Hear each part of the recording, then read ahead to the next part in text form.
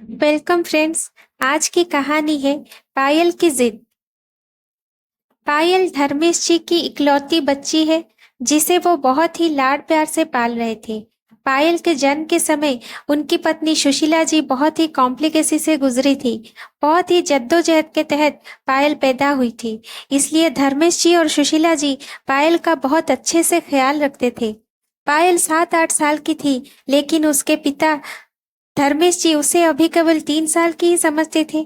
धर्मेश जी का बहुत बड़ा कारोबार था। शहर के बीचों बीच एक आलीशान कोठी, कई नौकर जाकर उनके घर की देखभाल करते थे, कई बड़ी बड़ी गाड़ियां, पैसों की कोई कमी नहीं थी। एक दिन सुबह पायल सो रही थी, तभी उसकी मम्मी सुशीला ने उसे उठाया। पायल जल्दी से अपने पापा से मिलने आ रही थी, क्योंकि पापा सुबह जल्दी चले जाते थे और फिर रात को देर से आते हैं। वो सीढ़ियों से उतर ही रही थी, तभी उसने देखा उसके पापा मैनेजर घनश्याम जी को डांट रहे थे। घनश्याम जी, आपको कितनी बार कहा है कि मुझे काम में लापरवाही नहीं चाहिए, लेकिन आप ठीक से काम नहीं कर रहे। ऐसा है तो आपको नौकरी से निकाल देता हूँ। आपके जैसे बहुत से मैनेजर लाइन लगाकर खड़े हो जाएंगे। घनश्याम जी की आंखों से आंसू छलक रहे थे। उन्होंने गिड़गिड़ाते हुए कहा, सर, मेरा बेटा बहुत ही बीमार था, इसी कारण हॉस्पिटल जाना पड़ा। मुझे काम से मत निकालिए, आगे से ऐसी गलती कभी नहीं होगी। पायल सीढ़ियों पर खड़े खड़े सब सुन रही थी और देख रही थी। थोड़ी देर बात करने के बाद घनश्याम जी चले जाते हैं। पायल अपने पापा के पास आ जाती है। उसे देखकर धर्मेश जी बहुत ही प्यार से कहते हैं, मेरा बेटा आ गया, आज तो बहुत जल्दी उठ गई। क्या बात है मेरी बेटी, कुछ उदासी लग रही हो, किसी ने कुछ कहा है क्या? ये सुनकर पायल ने मुस्कुराते हुए कहा, नहीं पापा, किसी ने मुझे कुछ नहीं कहा। बस आप वो घनश्याम अंकल को डांट रहे थे ना, मुझे अच्छा नहीं लगा, बेचारे रो रहे थे। धर्मेश जी ने कहा, बेटा, तुम इन लोगों को जानती नहीं हो, ये लोग कोई ना कोई बहाना बनाते ही रहते हैं। आगे से मैं ध्यान रखूंगा कि तुम्हारे सामने ये सब ना हो। धर्मेश जी बातें कर ही रहे थे, तभी सुशीला जी ने आकर कहा, चलो, आपको ऑफिस के लिए देरी हो रही है। पायल को भी तैयार होकर स्कूल जाना है। कुछ देर में पायल के पापा चले जाते हैं। पायल भी तैयार होकर स्कूल चल देती है। स्कूल में भी उसका मन नहीं लगता। घर आकर वो अपनी मम्मी को सारी बात बताती है।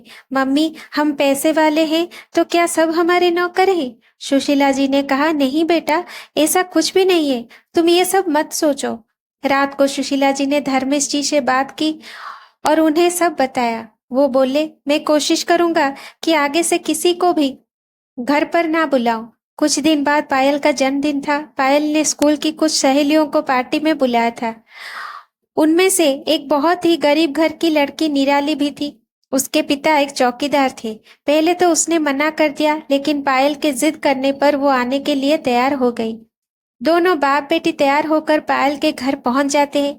पायल निराली को देखकर बहुत ही खुश होती है, लेकिन उसके माता पिता निराली और उसके पिता को देखकर बहुत ही गुस्सा हो जाते हैं। धर्मेश जी कहते हैं, बेटा, ये कैसे लोगों से दोस्ती कर रखी है तुमने? इन्हें यहाँ से जाने के लिए कहो, नहीं तो मैं अभी नौकर से कहकर इन्हें बाहर करवा देता हूँ। पायल बोली, क्या हुआ पापा, निराली मेरी सबसे अच्छी दोस्त है। सुशीला जी कहती है, बेटा, दोस्ती हमेशा बराबर वालों के में ही की जाती है, ये हमारे लायक नहीं है। इनकी बातें सुनकर निराली और उसके पिता वापस चले जाते हैं। पायल को ये सब बहुत बुरा लगता है। वो किसी से बात नहीं करती। अगले दिन से वो खाना पीना सब छोड़ देती है। शाम तक अपनी तबीयत खराब होने लगती है। उसके माता पिता परेशान हो जाते हैं। वे पायल को बहुत मनाने की कोशिश करते हैं, लेकिन पायल नहीं मानती। वे डॉक्टर को भी बुलाते हैं। डॉक्टर कुछ दवाइयां भी देता है, लेकिन पायल दवा भी नहीं खाती है।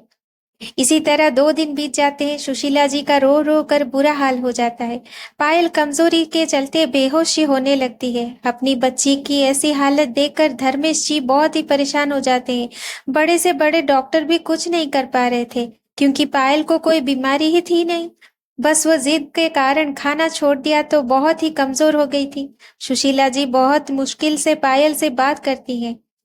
पायल उन्हें बस इतना ही कहती है, मम्मी, मैं गरीब होना चाहती हूँ, जिससे किसी गरीब का दिल ना दुखा पाऊं। ये सुनकर उसके मम्मी पापा को गहरा धक्का लगता है।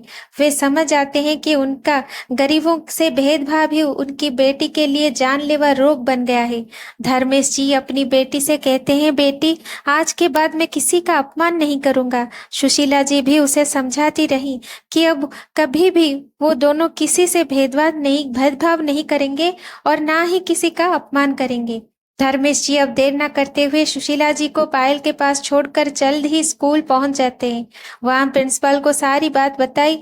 उसके बाद वे निराली को लेकर उसके घर गए। धर्मेश जी ने निराली के पापा से कहा, भाई जी मुझे माफ कर दो, मैंने उस दिन आपका बहुत अपमान किया था। मेरी बेटी उसी दिन से खाना पीना छोड़कर बीमार पड़ी है। मुझ पर एक एहसान कर दो, मेरे साथ अभी चलो। अगर आप और निराली पायल के पास नहीं गए तो। निराली के पिता ने उनको बीच में ही टोक दिया और फिर निराली को साथ लेकर उनके घर पहुंच गए। निराली ने पायल से कहा, देख पायल, मैं आ गई, तेरे पापा मुझे लाए हैं और अब ये कभी गुस्सा नहीं करेंगे। देख मेरे पापा भी आए हैं तुझसे मिलने। धर्मेश जी ने कहा, बेटा अब तो कुछ खा ले, देख मैंने अपना घमंड छोड़ दिया है, तू भी अपनी जिद छोड़ दे बेटा। पायल ने हाँ में सर हिलाया। उसके बाद निराली ने सुशीला जी से जूस लेकर पायल को जूस पिलाया। फिर सुशीला जी ने पायल और निराली को कुछ खाने के लिए दिया। दोनों खुशी से खाने लगे। धर्मेश जी ने निराली के पिता को अपने पास ही में एक घर बनवा कर दे दिया। उस दिन के बाद से बिजनेस में उनको जितना भी फायदा होता था उससे वो जरूरतमंदों को कुछ कुछ दान कर देते थे। बेटी की जिद ने एक पिता को जिंदगी का सही सबक सिखा दिया था। Thank you for watching. Please like, share and subscribe my channel.